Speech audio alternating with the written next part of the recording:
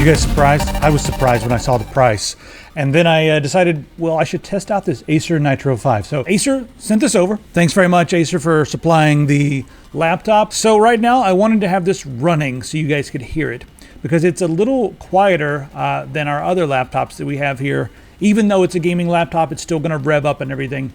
And they've given us some different technology to help improve the thermals. This is an i5 9300H that goes from 2.4, just when you're chilling, and it'll ramp up to 4.1 when you're doing productivity or playing games or something like that. And it's a 45 watt part. So the 45 watt parts, these are beefier CPUs than you get with like a lot of the parts that have like the U. You'll see a lot of Ultrabooks with like the i7 whatever and then a little U at the end.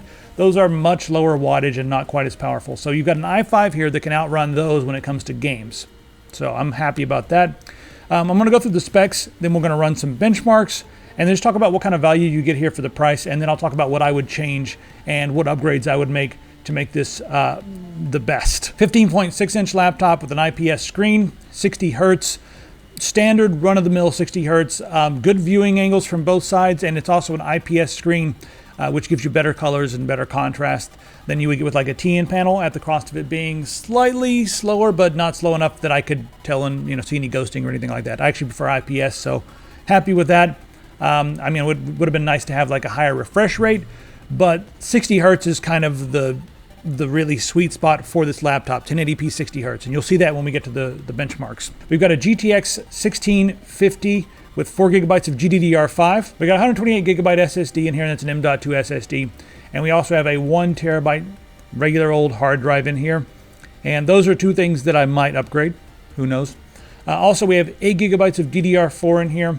And before we go any farther, because I know you guys are asking, yep, you have extra slots for both your M.2. Right under the hood, you just take the back off after you remove about 10 screws and pop it off. Instead of putting two 4 gig sticks in here, they've given us one 8 gig stick. So you have another slot that's ready, completely ready for you to add your second stick and make this a really, really fast, beefy gaming laptop. This weighs 5.51 pounds, and it's about 1.1 inch thick. Got a 4-cell lithium-ion battery. On the left side here, well, facing you guys, we've got our audio port. It's a multi-port, and they've got some audio technology that'll help improve the audio quality. Maybe it's more like filters and stuff, but that's in there.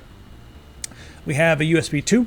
On the other side, we've got some USB 3, HDMI, and a USB Type-C. It's a 3.1 Type-C port, up to 5 gigabits per second right there.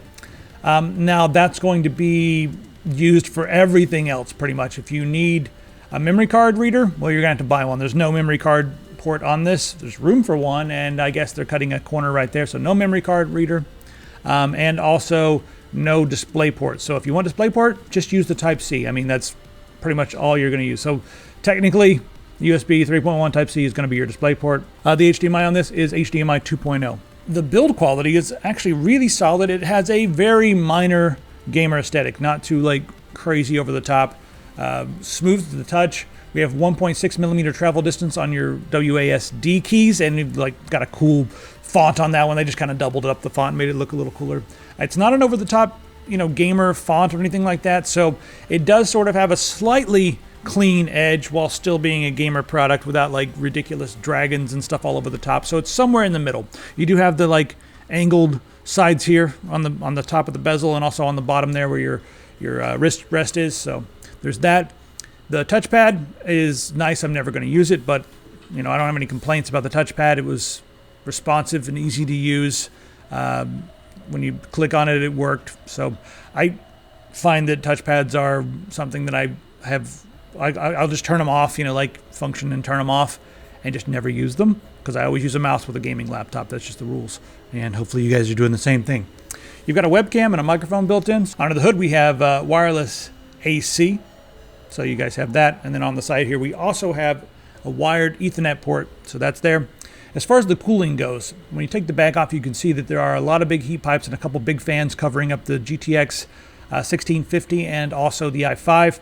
And on the bottom, we have lots and lots of vents, and there's some rubber feet on the bottom of the laptop that'll help boost this up off the desk a little bit. If you're using this on your bed and it's on fabric or on, like a comforter or a quilt, or you're using it on carpet, it might overheat because it relies upon the space underneath here for airflow. So you got vents on the side, and you got vents on the back, but you're going to need to make sure that it's on a solid surface. So if you're going to be using this in the bed, I would recommend putting like a piece of cardboard or, you know, a piece of wood on your lap or something like that to make sure that it, you know, it's not suffocating. We have a few programs that come with this, and the one I want to mention is Nitro. It basically is just a slight improvement over the regular automatic fan technology. It'll speed up the fans a little more. That's all it does. It's basically like a fan boost. So it gives you a little more volume, but it keeps things cool. Whereas a lot of gaming laptops will throttle.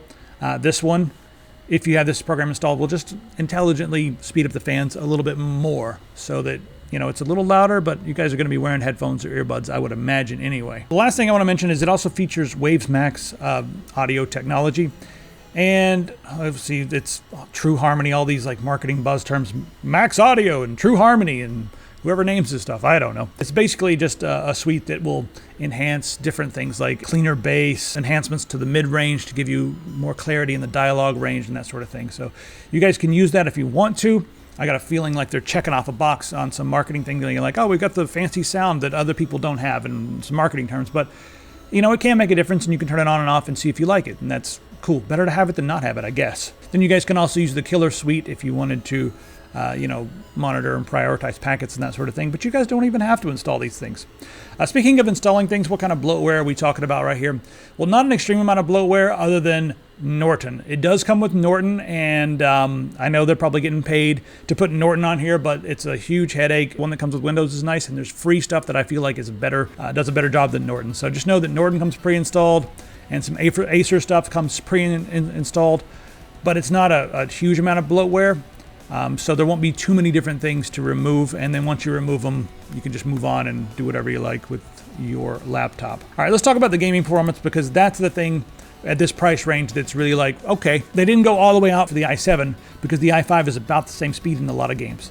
And then, you know, for a 1080p, they decided to go for the best price to performance ratio to give you something that's under $1,000 but can perform like a lot of things that are over $1,000. So first off, let's jump into Unigine Valley, and we're also going to do superposition. But first off, Valley at 1080p, no filters, 92.5 FPS. So not too bad. It dropped as low as 29.7. Then superposition, I did a couple different tests because I wanted to show you guys the power of the GPU and also the power of the CPU. So first off, GPU bound tests mainly, 1080p, running on high. We averaged 36.7 in superposition. So that's pretty respectable, and it never dropped below 30.06. And then to show off the beefy power of the i5, we did 720p low, and that got 118.86 FPS. All right, the next few games I want to give you guys a few ideas of how I would play, but then just show how it performs. So Middle-earth Shadow of War playing on 1080p Ultra, 47 FPS was the average. 720 low, 106 FPS. Now, the way I would play it is 1080 high, because it looks very similar to Ultra, but it cranks down a couple of the filters and stuff. With a 15.6-inch screen, the filters to me don't matter that much. Maybe if you're playing on a big screen and you see the jaggies and stuff, but when it's this small, you don't see them as much. So I turn down the filters, turn some of the anti-aliasing and stuff down a little bit. And so 1080 high, I was able to get 62 FPS, which is right around where you want to be with this 60 hertz refresh rate screen. Shadow of the Tomb Raider, 1080 Ultra, but I turned off motion blur because I hate it. And that got 48 FPS. 720 low, 69 FPS. Don't! Okay, he's not paying attention. Dodged a bullet there. Dodged a really nice bullet. I'm trying to be respectful. You know you're dying to say nice. The way I like to play Shadow of the Tomb Raider on this machine is I would just turn down a few minor things. Like, I turned it down to SMAA, which for me looks really good as far as the filters go. Turned off motion blur, and then turned it down to 1080 high instead of Ultra. And then I was able to get 53 FPS. It's not too different than 48, so you can play with both and see how they feel. The lows were not as low. So Doom runs so nicely. In Vulkan with Doom, turning everything to max at 1080p, 127 FPS. And I don't benchmark these things in battle because there's too many variations happening to have a consistent benchmark. So I benchmark somewhere where there's no battle. But just to let you guys know, when we're in heavy battle and we've got enemies all over the screen shooting projectiles and effects going off, it almost never dipped below 100. It was right around 100 pretty much the entire time we were in battle. Doom runs great on this. So The Witcher running at 1080p on Ultra, I was able to get 32 FPS. This game is very punishing. So turning it down just to high graphics and the post-processing down to medium. It's turning down a few filters, but still running at 1080p, and it still looks almost identical to me, 52 FPS. So it would fluctuate depending on what's going on, but the main thing is when you are running it like that and you get into a battle, it doesn't drop below 30, so it's still smooth and playable. All right, would I recommend this laptop?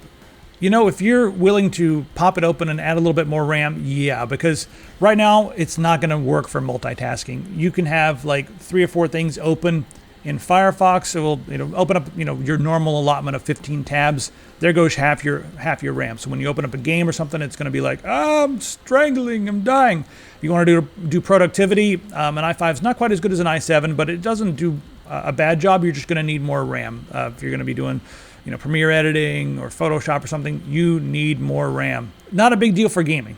There's not that much of a difference. People freak out at single channel 8.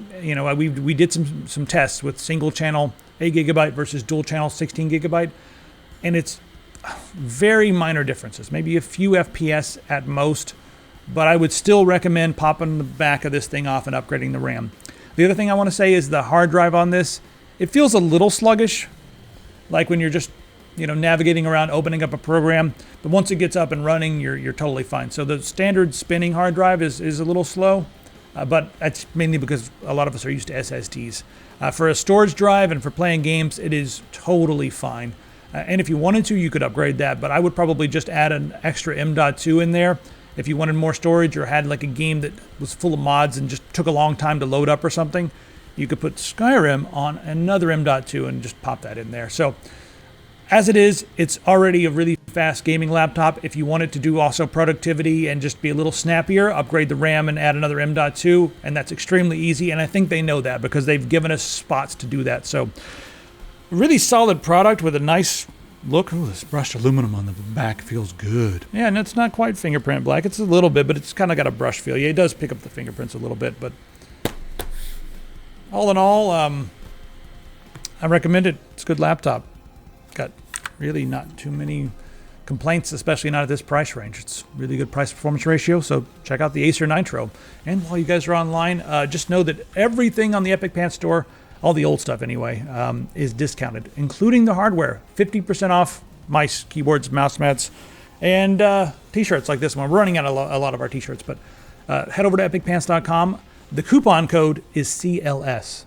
Because we're clearing out the warehouse. So CLS coupon code, 50% off all of the older stuff. Everything basically except for the new t-shirts. So see you guys later.